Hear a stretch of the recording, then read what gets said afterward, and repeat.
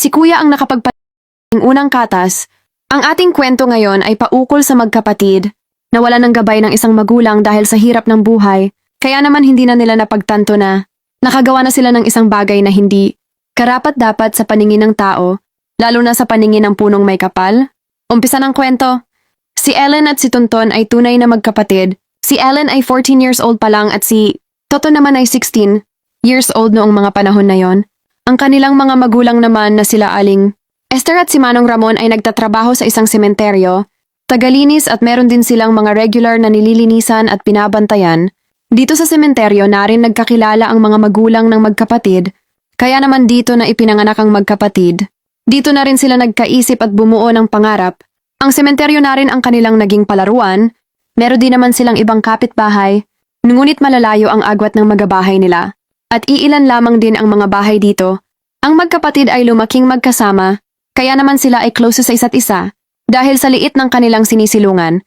Kaya naman ang magkapatid ay lumaking magkatabing matulog, sabay maligo, sabay pumasok sa eskwelahan, sabay umuwi. Wala silang ibang pinag-aawayan dahil marunong silang magbigay sa isa't isa, kaya naman ang kanilang mga magulang ay panatag tuwing sila ay nasa trabaho, dahil nga alaga ng magkapatid ang bawat isa. Noong si Ellen ay nasa 12 anyos na, sa kanyang paggising ng kinaumagahan siya ay nagulat sa kanyang nakita. Mama, wika niya, Kuya, gising. May dugo sa kumot ko at ang sakit ng puson ko. Natakot din ang kuya niya at agad itong bumangon. Tinawag ang kanyang ina na nagluluto sa labas ng bahay. Mama? Si Ellen paulit-ulit na wika nito at tila hindi maituloy ang sasabihin niya sa kanyang ina. Dahil sa pagkataranta? Ano ba yun, Tonton? Ayusin mo nga ang sinasabi mo. Alam mong nagmamadali na akong magluto at mahuhuli na kami ng papa mo sa aming trabaho. Kasi po, Mama, si Ellen po sa kumot niya. Sobrang sakit daw po ng puso niya. Dalhin na natin siya sa ospital. Wika ni Tonton. Ano ba naman yung pinagsasabi mo, Tonton? Halika nga at puntahan natin. Ang makita ng ina ay nag-iiyak si Ellen dahil sa sakit ng kanyang puson at sa daming nakikita. Sabay tawa naman ng kanyang ina, hahaha. Alam niyo mga anak, walang masama sa pagsakit ng puson mo, Ellen.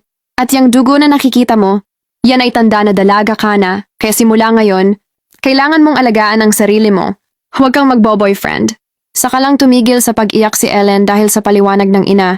Inutusan naman ng kanilang ina si Tonton na bumili ng sanitary napkin para magamit ni Ellen, at dahil mahuhuli na sa trabaho, ang kanyang mga magulang ay minadali na ang pagluluto ng kanilang ina habang tahimik na nagmumuni-muni ang tatay nila sa labas.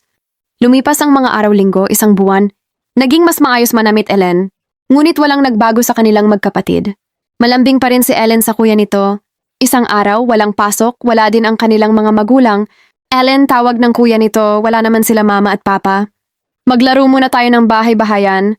Ako ang tatay, ikaw ang nanay. Medyo galingan natin para mas kapani-paniwala. Sige kuya, dito sa ating kwarto. Binaba nila ang mga kurtina na tabing ng kanilang kwarto at dito ay ginawa na nila ang larong bahay-bahayan.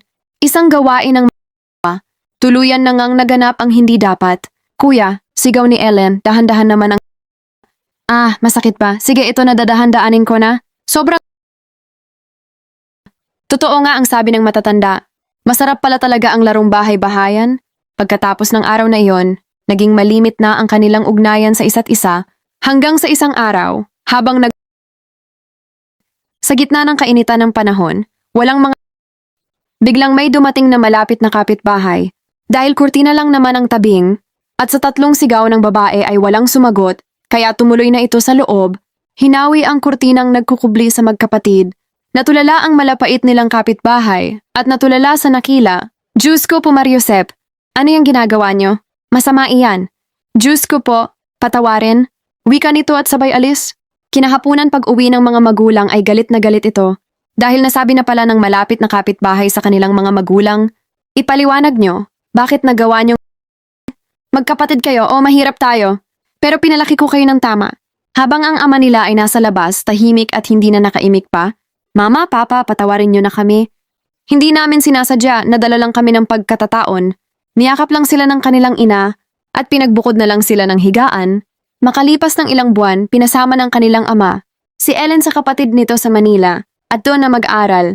Naiwan sa kanila ang anak na lalaki simula noon ay hindi na nagpakita si Ellen sa kanila hanggang sa nakapag-asawa ito sa Manila. Wakas ng ating kwento. Kung nagustuhan mo, paki-follow, like, and share